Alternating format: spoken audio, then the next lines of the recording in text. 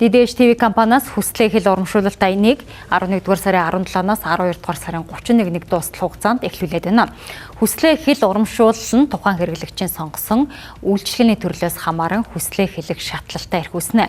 Мөн олон үйлчилгээ авах тусам хэрэглэгчийн хүсэл биелэх магадлал өсөх юм байна.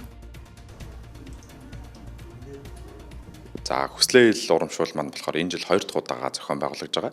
За энэ удаагийн урамшууллын гол онцлог нь гэхээр үндсэн болон нэмэлт багцаа сонгох, төлбөр цуугаа идэвхжүүлэх, за кино контент захиалан үзэх бүртээ 10 сая төгрөг хүртэлх үнийн дунд багтаа хүслээ хэлэх боломжтой байгаа. За урамшууллын хугацаа нь гэхээр 12 сарын 31-нд дуустал үргэлжилгээр байна.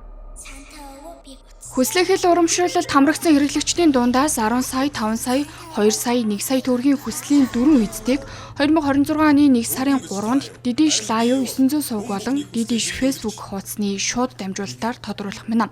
Дэлгэрэнгүй мэдээллийг DDH-ийн Facebook хуудас болон 77 77 14 34 хуудасаас авах боломжтой. Ямар сайхан юм бэ?